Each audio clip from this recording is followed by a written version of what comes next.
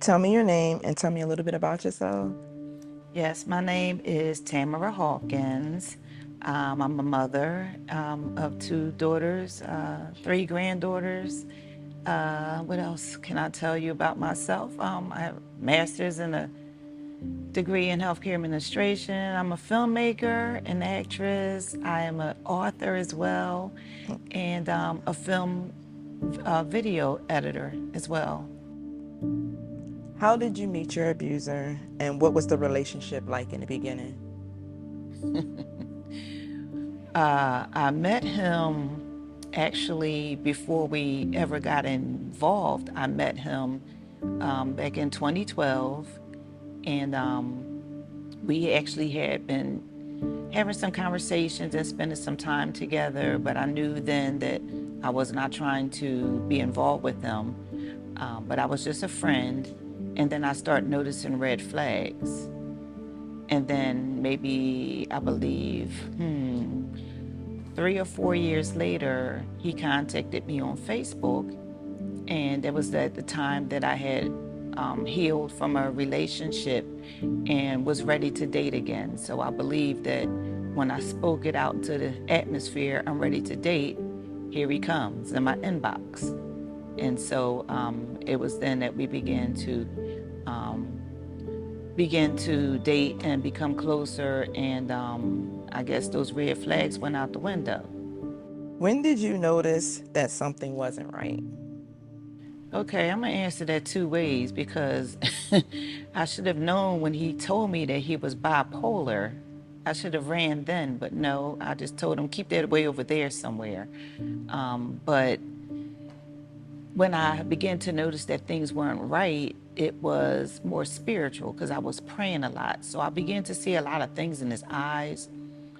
He was an artist, so I used to look at the drawings that he would draw, and they were always very weird. Like, something he drew one time, it looked like something from the Bible, like, with the man's face and the horse body. And he had begun to just switch up all the time. Things would be beautiful between us, and then all of a sudden he would flip like he was, Dr. Jekyll, Mr. Hyde. Were there times that you questioned if you were even experiencing abuse? Yes, there were times that I experienced that I asked myself, because in my mind, when I think about abuse, I think about the physical part, the visible scars and stuff. But knowing now that it's more to it than that.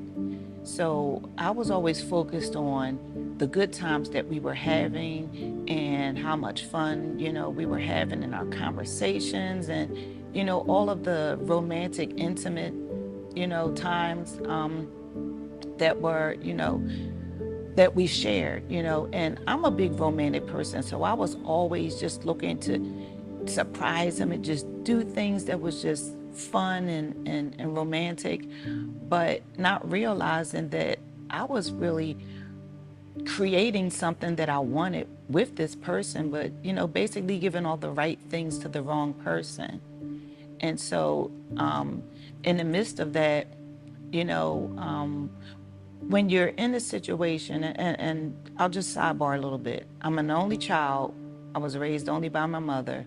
So, of course, being alone, having everything, but having no one to share it with, then growing up and raising my children as a single parent, and now they're grown. So now it's like, I enjoy being an empty nester, but I don't want to be alone. So when this person came along and stepped up to the plate, I held on to that. And even when I looked at the entire situation, I'm like, this is not really a relationship. This is not really love. But because I was in it, I said, I'm going to make it be what I want it to be. And so that's how that actually came about. And so I can't put all the blame on him. I actually fooled myself. Do you feel comfortable sharing any incidents that you experienced? Yes. Hmm.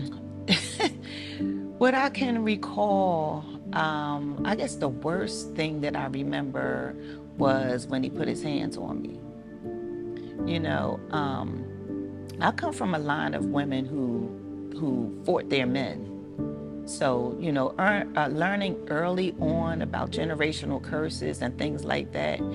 And even in my marriage, whenever something went wrong, I was raising my hands ready to fight. But then I see my children looking at me. So I didn't want that for them. I wanted the generational curse to stop and go no further. But I always knew that it was in me. Like I'm going to protect myself. So in the midst of that relationship, I had had enough of the name calling. I had had enough of the abuse, from just calling me names. And, I would call him and, I was called the B word and whore and, just all sorts of things. And then it didn't stop there because then here comes a boatload of text messages and emails. And I'm like, goodness, like, so of course, I'm mad, I'm upset, but I learned to pray about a lot of things. And that's how I was able to get through. So when I encountered him putting his hands on me, it was really, it was weird because we had went out and had a beautiful time. But on the way back, something kept saying, this is about to take a shift, and me, I'm ignoring it. And so, we're sitting there talking and, I'm trying to keep everything peaceful. And just out of nowhere, he says, all women need to die at the hands of men. And I'm like, where is this coming from? Like, why would you even say something like that? And I should have ran then, but no, I'm still trying to, like, hey, we had a beautiful day, and all of a sudden, he just got crazy. He called the cops on me, told me to leave, and I'm like, what? But why? Like, I want to have a nice time, like, And he called the cops, and then at that point, I said, all right, I'm just going to go. And as I'm leaving, he's walking behind me, calling me names, get the F out, B's, da, da, da. And I'm just scared, hoping that he don't try to push me down the steps. And I'm trying to be nice, but, of course, here come that 20-year-old Tamara with the mouth like, F you, go back up the steps with your broke so, But I'm really, but I can hear God saying, get out, get out. And it was then when I got towards the bottom of the steps that I thought he was trying to push me. And I just said, hey, back off of me a little bit. And he grabbed my throat. But he did it so fast, it was almost like, like that. Like he realized what he's about to do. And my hand wanted to swing, but my feet was like, girl, go. And I ran. But what really angered me was there was another male in the house. So you hear all of this going on and I didn't stir anything up. And yet, he could have hurt me and no one would have been there to help me. So I left and I ran and I got in the car and, I just cried and prayed. And, it was from that point I just left. And then I did go get a restraining order and it was good for 3 years. And I thought that was the end of it. And then next thing you know, a couple months later, right back at dinner, right back, with the family, right back hanging out with a restraining order. And so what really, really led me to leave him finally was I was praying, Lord, if I'm not going to leave him, you got to take him away from me. And it was during the time that me and my family were at a funeral, and unfortunately, someone had beef with one of my family members and started shooting at my family member while all of us was outside. And I just remember running, and I got hurt, shielding my granddaughter. And so after that, I went to the hospital. I went home, and then I went to the hospital. And he came there and was by my side the whole time, just everything was beautiful. But then somehow the next day, he just flipped. And it was at that point that I had had enough. And I said, I'm about to run your so and so over. And I started revving the car up, and he ran in the house. And that was it. I went home, and that was it for me. So I haven't seen him since, and that was August of 2020. What has your healing journey looked like since you left that relationship? My healing journey um, has been fantastic. And I say that because in the midst of the time that I was in a relationship with him, I had written a book called Falling in Love with the Devil. I wrote it in 2020.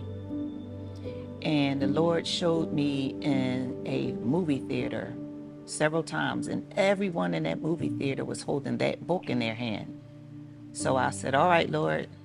He gave me the script, and then, I wrote the script. We filmed in 2021, and I decided to do a sequel. And my healing journey was me writing the script and acting in the movie as myself because I wanted my testimony out there. But I think the real healing was when I thought that I was going to get somebody to actually do the video editing, and God said, no, you're going to sit there. So to relive that all over again, just to relive that entire thing all over again, it really messed with me because it's like, all right, the main goal is to heal, but to also help others. But I think,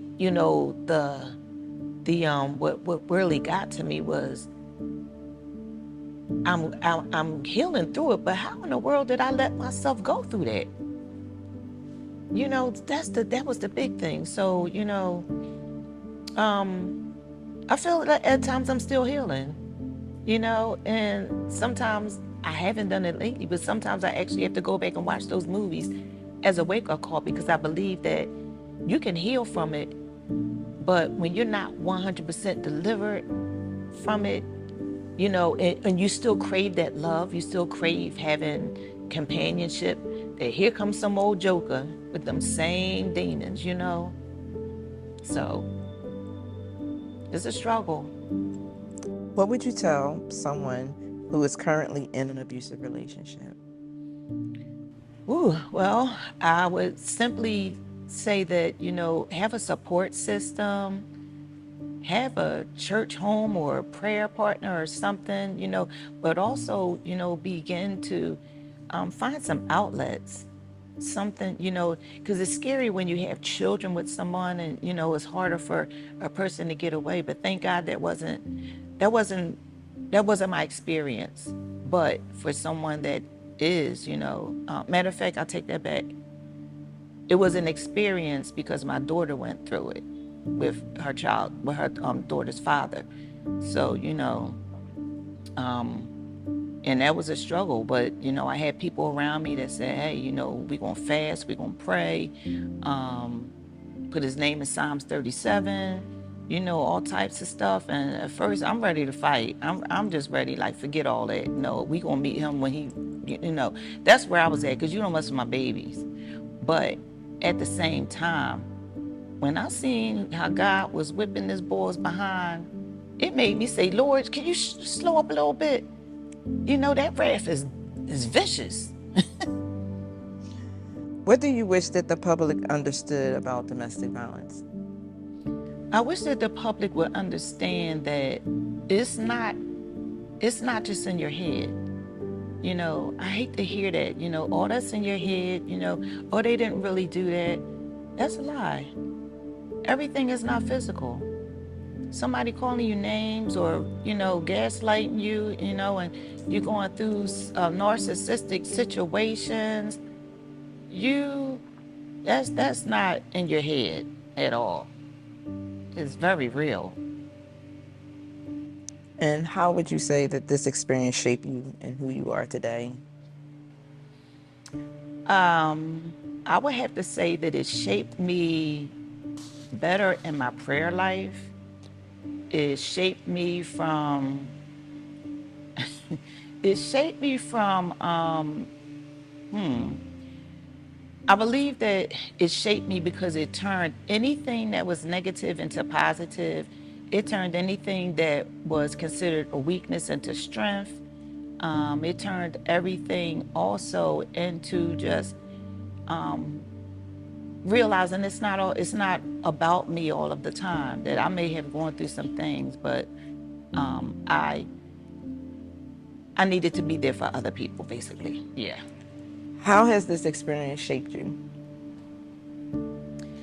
This experience has shaped me in a most tremendous way because it allowed me to write a book. It allowed me to write movies and use my testimony to help others, and also helping me to get through those tumultuous times that I had during the course of that relationship, or whatever you want to call it.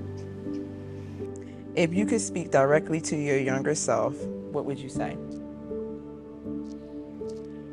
I would say, oh, what would I say to her? I guess I would tell her, to be honest, I think I had more sense when I was younger than when I got older. I ain't gonna lie. I'm just gonna be real, for real. But what I would say, is that stay, keep that prayer life, to be brave. Be brave. You don't have to carry embarrassment because, I found that people who are always, telling you, oh, girl, you better than me. I am, because I wasn't afraid to say what, other people are afraid to say, because I have to help, and when you obey the voice of God telling you, hey, I mean, these dreams weren't coming from nothing. And I wrote that on the back of the book, my first book I wrote that I was going to write "Fall in Love with the Devil," so it had to be done. So that wasn't me. So I would just say to my younger self, when you get older, remember when you were younger and you didn't take no mess, and when you get older, keep that prayer life going, and because you got to be there for your children and grandchildren, and they're watching you, and other people are watching too. So I guess that's what I would say. And is there life after domestic violence? Oh yes, most definitely there's life after domestic violence, because you have to live in order to share that testimony. You have to live, to still be victorious over the things that you overcame in the past. Yes, most definitely.